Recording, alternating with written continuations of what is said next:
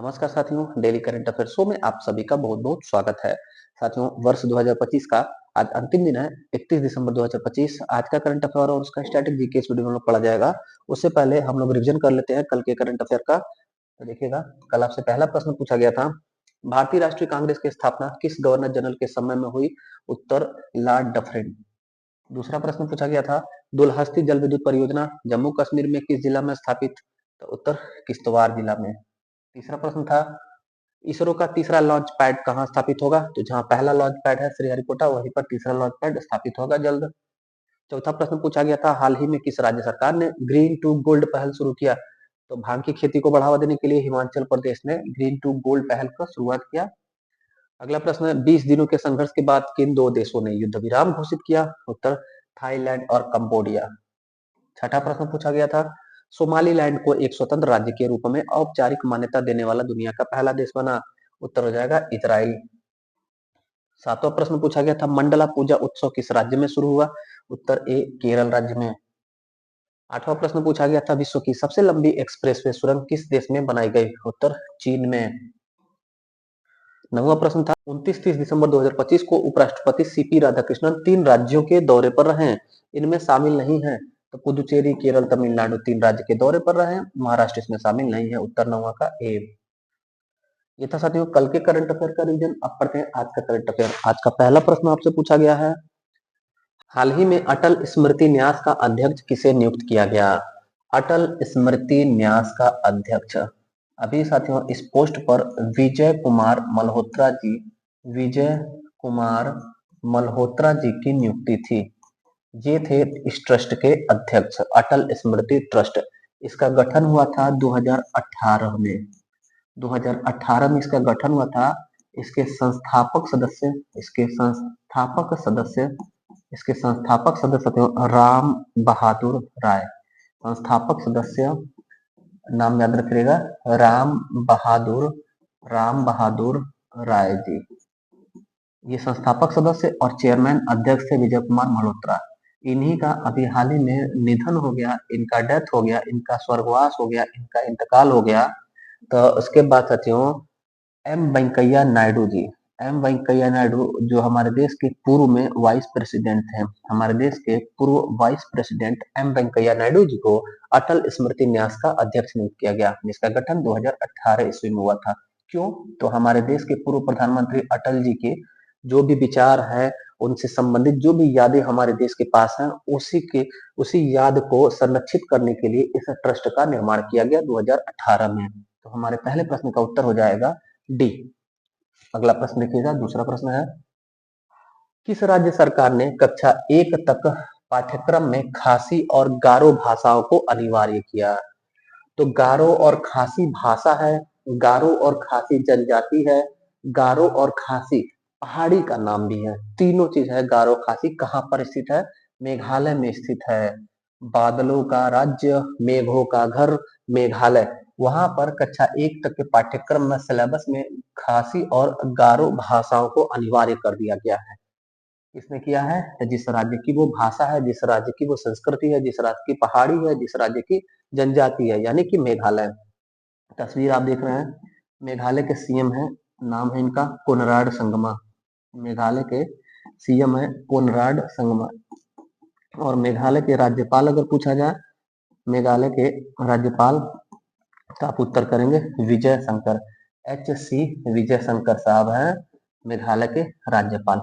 मेघालय में गारो खासी जयंतिया 3 पहाड़ी है, गारो खासी और जयंतिया। गारो खासी जयंतिया 3 पहाड़ी है।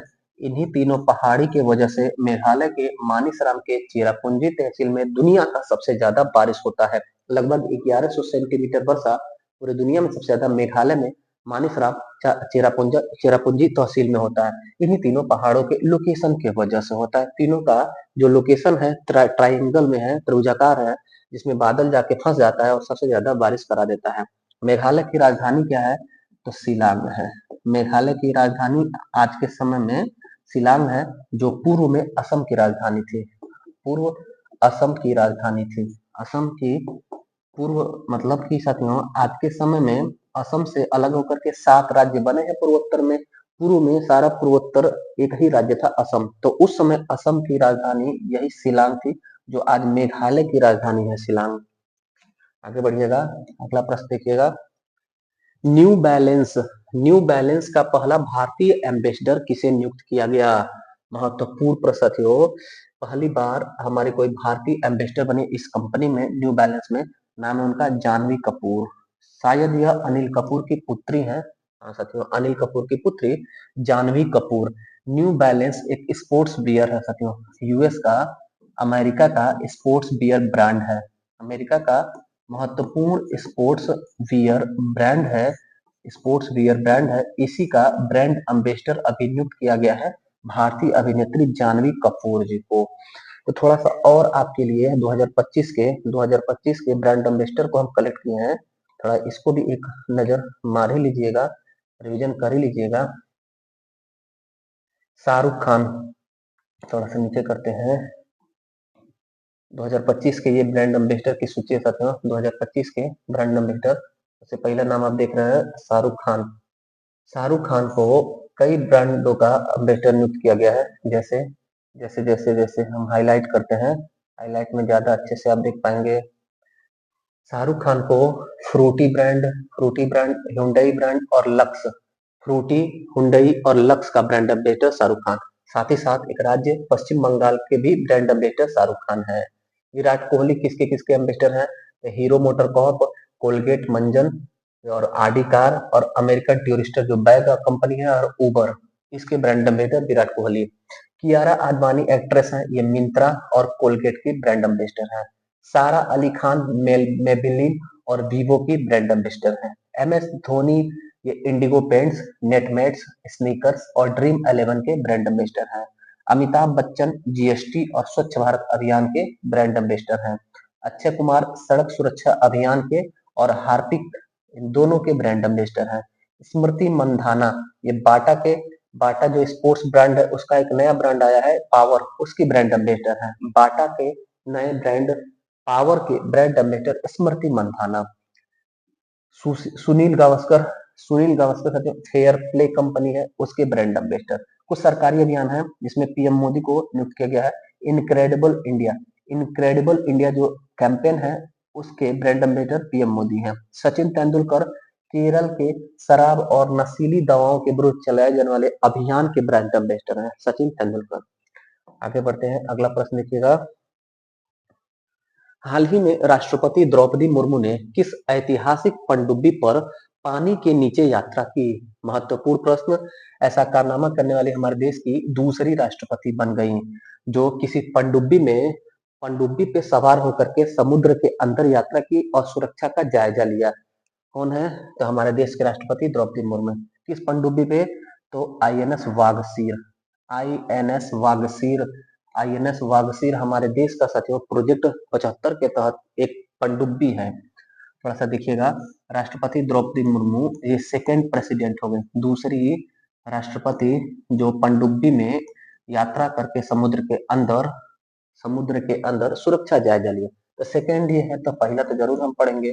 तो पहला है एपीजे अब्दुल कलाम, अबुल पाकी जैनुल आबिदीन अब्दुल कलाम। ये हमारे देश के प्रथम ऐसे राष्ट्रपति थे जिन्होंने पनडुब्बी में समुद्र के अंदर यात्रा की थी और सेना, नौसेना और कोस्ट गार्ड का सुरक्षा का जायजा लिया था।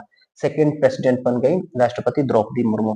किस पनडुब्बी में? वागसीर क्या है? तो वागसीर साथियों प्रोजेक्ट 75 के तहत 6 पनडुब्बियों की श्रेणी में आता है। 6 पनडुब्बी की श्रेणी में छठा यह पनडुब्बी है। तो 6 कौन कौन सा है? कई बार हम लोग पढ़े हैं, रिवीजन कर लेते हैं। देखिएगा, पहला पनडुब्बी थोड़ा और लाल कर लें, इसको दिखाई देगा आपको, फिर वही कलर हो गया और डार्क पिंक हो जाओ। पहला है साथियों इसमें आईएनएस कलवरी, पहला आईएनएस कलवरी, इसीलिए इसका नाम भी, इस पनडुब्बी का नाम भी आईएनएस कलवरी श्रेणी है। वागसीर किस श्रेणी का है? कलवरी श्रेणी का है, क्योंकि पहला जहाज का नाम ही, पहला पनडुब्बी का नाम ही आईएनएस कलवरी है। ये साथियों फ्रांस देश की सहायता से बना है, फ्रांस देश की सहायता से बना हुआ है और फ्रांस देश की सहायता से बना डीजल पनडुब्बी है। डीजल पनडुब्बी और परमाणु पनडुब्बी में हमने अंतर कई बार पढ़ा है। आईएनएस कलवरी पहला हो गया। दूसरा हमारा हो जाएगा आईएनएस खंडेरी। आईएनएस खंडेरी, और तीसरा आईएनएस करंज, तीसरा आईएनएस करंज, और चौथा है आईएनएस वेला, आईएनएस वेला, चौथा वेला, और पांचवा आईएनएस वागीर, वागीर, और छठा हो जाएगा आईएनएस वागसीर, छठा हो जाएगा आईएनएस वागसीर। फिर से देखते हैं, कलवरी, खंडेरी, करंज, वेला, बागीर और वागसीर। तो यही जो छठवां पनडुब्बी है प्रोजेक्ट 75 का, फ्रांस के सहयोग से बना, उसी आईएनएस वागसीर पनडुब्बी पर हमारे देश के राष्ट्रपति महामहिम द्रौपदी मुर्मू ने यात्रा किया, ऐतिहासिक पनडुब्बी यात्रा किया। अगला देखिएगा, अगला प्रश्न है, कहां पर रामानुजन डिजिटल संग्रहालय का उद्घाटन किया गया? रामानुजन डिजिटल संग्रहालय, इसका अभी हाल ही में उद्घाटन किया गया तमिलनाडु में, और तमिलनाडु में भी कहां पर? चेन्नई में। ये तमिलनाडु के सीएम है एम के स्टालिन, एम के स्टालिन, तमिलनाडु के वर्तमान में सीएम है एम के स्टालिन साहब। इन्होंने इसका उद्घाटन किया फीता काट के, तमिलनाडु में भी, चेन्नई में। क्या है यह देखिएगा, पूर्व में रामानुजन की स्मृति में एक संग्रहालय था साथियों, गणित संग्रहालय म्यूजियम चेन्नई में था, जिसका गठन 1993 ईस्वी में हुआ था। 1993 में ही इस म्यूजियम, इस संग्रहालय का, ऑफलाइन संग्रहालय का गठन हुआ था, स्थापना हुआ था। अभी क्या हुआ है, उसी को डिजिटलाइज कर दिया गया है, रामानुजन डिजिटल संग्रहालय बना दिया गया, यानी सारा जो उसका रिकॉर्ड था, अभिलेख था, सब उसको डिजिटल कर दिया गया है। तो वही है रामानुजन डिजिटल संग्रहालय, तमिलनाडु के चेन्नई में स्थापित हुआ, उद्घाटन किया एम के स्टालिन मुख्यमंत्री ने, जिसका गठन, जिस म्यूजियम का गठन 1993 में हुआ था, रामानुजन गणित संग्रहालय नाम से हुआ था। आगे बढ़ते हैं, छठा प्रश्न है, आईएमएफ ने वर्ष 2026 में भारत की जीडीपी वृद्धि दर कितने प्रतिशत रहने का अनुमान लगाया है? 2026 में हमारे देश की जीडीपी वृद्धि दर 7.2% रहेगी, ऐसा मानना है, इसका मानना है आईएमएफ का। आईएमएफ मतलब अंतरराष्ट्रीय मुद्रा कोष, अंतरराष्ट्रीय मुद्रा कोष का मानना है कि 2026 में हमारे भारत का जो संपत्ति का वृद्धि दर है, आर्थिक आर्थिक वृद्धि दर है, या जीडीपी ग्रोथ रेट है, वो 7.2% रहेगा। जीडीपी क्या होता है साथियों? Gross domestic product. हमारे देश में जो भी संपत्ति है, समझिए चल या अचल संपत्ति है, उन सभी को समग्र रूप से जीडीपी कहा जाता है। तो जैसे किसी भी कंपनी का, किसी कंपनी का जो भी संपत्ति है, वो हर साल कुछ न कुछ परसेंट बढ़ता है, ऐसे ही हर व्यक्ति का और देश का भी इनकम बढ़ता है। तो जो भी संपत्ति है, उस संपत्ति में कितना परसेंट इजाफा होता है वार्षिक, उसी को कहा जाता है जीडीपी वृद्धि दर। तो अलग अलग अनुमान लगाया जाता है आईएमएफ के द्वारा, वर्ल्ड बैंक के द्वारा, हमारी परीक्षाओं में भी रहता है। तो अभी अंतरराष्ट्रीय मुद्रा कोष का यह रिपोर्ट आया है कि 2026 में हमारे भारत का आर्थिक वृद्धि दर या जीडीपी वृद्धि दर या देश का ग्रोथ रेट इकोनॉमिकल 7.2% रहेगा। किसने कहा? अंतरराष्ट्रीय मुद्रा कोष ने। अंतरराष्ट्रीय मुद्रा कोष का गठन कब हुआ देखिएगा, 1944 में ब्रेटन वुड्स सम्मेलन होता है, ब्रेटन वुड्स सम्मेलन, ब्रेटन वुड्स सम्मेलन 1944 में होता है। इसी में दो संगठन का गठन होता है, एक वर्ल्ड बैंक और एक आईएमएफ। इसीलिए इन दोनों को जुड़वा संगठन कहा जाता है, इन दोनों को जुड़वा बहन कहा जाता है, वर्ल्ड बैंक और आईएमएफ। और दोनों का हेडक्वार्टर संयोग से यूएसए के कैपिटल वाशिंगटन डीसी, अमेरिका की राजधानी वाशिंगटन डीसी में दोनों का हेडक्वार्टर है। विश्व बैंक और आईएमएफ दोनों का मुख्यालय अमेरिका की राजधानी वाशिंगटन डीसी में है। वाशिंगटन डीसी साथियों पोटोमैक नदी के किनारे है। और अगर हम बात करें आईएमएफ के वर्तमान में प्रमुख कौन है, तो Kristalina Georgieva, Kristalina Georgieva, Kristalina Georgieva, हमारे क्रिस्टालिना जॉर्जिवा आईएमएफ के साथ में वर्तमान में मैनेजिंग डायरेक्टर, प्रबंध निदेशक है, यानी कि प्रमुख है। यह किस देश से है, परीक्षा में पूछा गया है, तो यूरोप का देश है बुल्गारिया, जिसकी राजधानी है सोफिया। बुल्गारिया देश के हैं क्रिस्टालिना जॉर्जिवा। एक प्रश्न का उत्तर आप करिए, वर्ल्ड बैंक का प्रमुख वर्तमान में कौन है? महत्वपूर्ण है, परीक्षा में आपको मिल सकता है, क्योंकि इस पोस्ट पर हमारे भारतीय हैं एक साथ में, उनकी नियुक्ति है, कई बार हमने पढ़ा है। आप बताइए वर्ल्ड बैंक के प्रमुख कौन है? हम आगे बढ़ते हैं, अगला प्रश्न है, जोश टोंग एमसीजी में 5 विकेट लेने वाले किस देश के पहले गेंदबाज बने? ऐतिहासिक मैच हुआ साथियों एक, ऑस्ट्रेलिया और इंग्लैंड के मध्य। वहां पर इंग्लैंड के एक युवा गेंदबाज जोश टोंग नाम है इनका, इन्होंने इन्होंने ऑस्ट्रेलिया में थोड़ा सा रंग बदल दें, इन्होंने ऑस्ट्रेलिया में मेलबर्न क्रिकेट ग्राउंड, एमसीजी का मतलब मेलबर्न क्रिकेट ग्राउंड, ऐतिहासिक ग्राउंड है साथियों। Melbourne cricket Melbourne cricket ground में 5 विकेट लिया, 5 विकेट लिया। किसके खिलाफ? तो ऑस्ट्रेलिया के ही खिलाफ। इंग्लैंड के जोश टॉम, युवा क्रिकेटर गेंदबाज, ऑस्ट्रेलिया का एक ही मैच में इन्होंने 5 विकेट ले लिया टेस्ट मैच में। और 150 के अंदर ही साथियों 150 से 60 रन, रन बड़ा महत्वपूर्ण नहीं है, 150 से 160 रन के अंदर ही ऑल आउट कर दिया ऑस्ट्रेलिया की टीम को, ऑस्ट्रेलिया की धरती पर ही। इसलिए यह मैच ऐतिहासिक हो जाता है साथियों। यहाँ पर एक बात और महत्वपूर्ण है कि इस टूर्नामेंट का क्या नाम है, जिस टूर्नामेंट में ऐतिहासिक विकेट इनके द्वारा लिया गया, तो उसका नाम है साथियों, उसका नाम बड़ा महत्वपूर्ण है, boxing day, boxing boxing day tournament, boxing day boxing day test match. आपसे पूछा जा सकता है, चर्चा में रहा, बॉक्सिंग डे टूर्नामेंट किस खेल से संबंधित है? तो क्रिकेट से संबंधित है। जैसे एसेज टूर्नामेंट होता है, एसेज टूर्नामेंट इंग्लैंड और ऑस्ट्रेलिया के मध्य खेला जाता है, उसी प्रकार से बॉक्सिंग डे टेस्ट मैच भी ऑस्ट्रेलिया और इंग्लैंड के मध्य खेला जाने वाला ऐतिहासिक मैच है। इसी boxing day test match tournament में ऑस्ट्रेलिया का एक मैच में 5 विकेट लेने वाले युवा तेज गेंदबाज जॉश टोंग बन गए, जिन्होंने एमसीजी मेलबर्न क्रिकेट ग्राउंड में 5 विकेट लिया और 150-60 रन के अंदर ऑस्ट्रेलिया की टीम को ऑल आउट कर दिया और इंग्लैंड ने ऐतिहासिक जीत दर्ज कर ली ऑस्ट्रेलिया में। ये उनकी तस्वीर है साथियों। अगला प्रश्न देखिएगा, हाल ही में कौन भारत और ब्राजील के साथ ट्रॉपिकल फॉरेस्ट फॉरएवर फंड में शामिल हुआ? महत्वपूर्ण प्रश्न साथियों, ये भी ध्यान पूर्वक देखिएगा पॉइंट। इंडोनेशिया देश ने अभी अनाउंस किया, घोषणा किया कि हम भी शामिल होंगे आग बुझाने में, जंगल की आग बुझाने में शामिल हुआ। मतलब ये जो ट्रॉपिकल फॉरेस्ट फॉरएवर फंड है साथियों, TFFF, tropical forest forever fund, इसका गठन किया गया कोप 30 में। कोप 30 कब हुआ? तो कोप 30 साथियों अमेजोनिया में हुआ, अमेजोनिया ब्राजील में, Amazonia Amazonia Amazonia Amazonia Brazil में कोप 30 सम्मेलन होता है 2025 में। यानी कि 2025 में ब्राजील में कोप 30 सम्मेलन होता है जलवायु परिवर्तन वाला। उसी में एक फंड जारी किया जाता है, ये TFFF, tropical forest forever fund. इसमें 125 बिलियन डॉलर का 125 बिलियन डॉलर का एक फंड को रिजर्व किया जाता है, डिक्लेयर किया जाता है।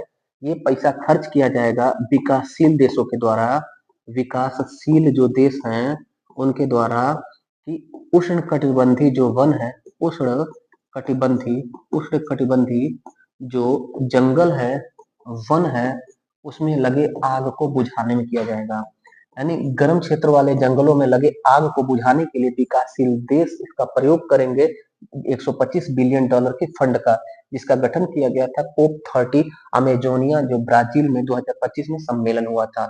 एक विशेष प्रकार का फंड जारी किया गया, ट्रॉपिकल फॉरेस्ट फॉरएवर फंड। इसमें शुरुआत इसकी की गई भारत और ब्राजील के द्वारा, भारत हमारे देश और ब्राजील के द्वारा इस विशेष फंड की शुरुआत की गई। देखिए, भारत और ब्राजील के साथ ट्रॉपिकल फॉरेस्ट फॉरएवर फंड में कौन शामिल हो गया? तो विकासशील देश इंडोनेशिया भी इसमें शामिल हो गया।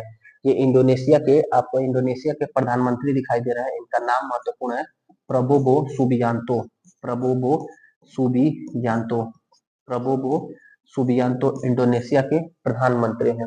इंडोनेशिया देश है, इंडोनेशिया की राजधानी वर्तमान में जकार्ता है साथियों, और इंडोनेशिया की नई राजधानी डेवलप की जा रही है। ग्लोबल वार्मिंग की वजह से समुद्र में डूबने के कगार पर है इंडोनेशिया की राजधानी जकार्ता।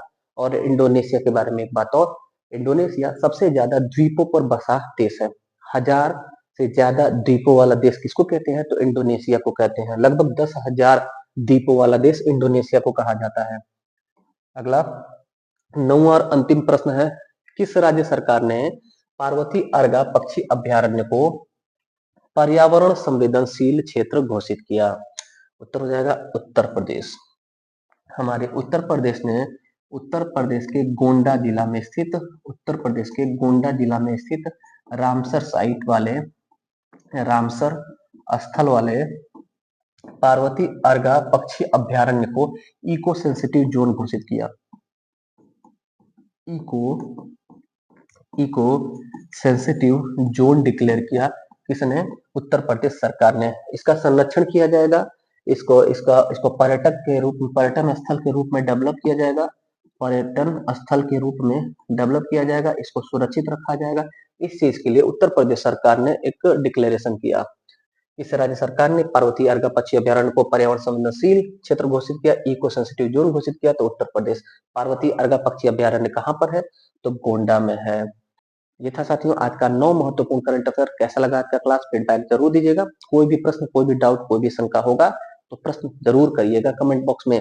बाकी जो भी साथी पहली बार चैनल पर विजिट किए हैं उन सभी का हृदय की गहराइयों से स्वागत है। आप सभी अपने चैनल पर जुड़ जाइए। अपने चैनल पर आपको जीएस का पूर्वावलोकन सीरीज, प्रीवियस ईयर की सीरीज का कलेक्शन, सामान्य अध्ययन का कलेक्शन का गर्व सीरीज मिलेगा। जाइए, विजिट करिए, देखिए, पढ़िए, ज्ञान बढ़ाइए। बाकी मिलते हैं फिर अगले क्लास में। तब तक के लिए धन्यवाद। जय हिंद।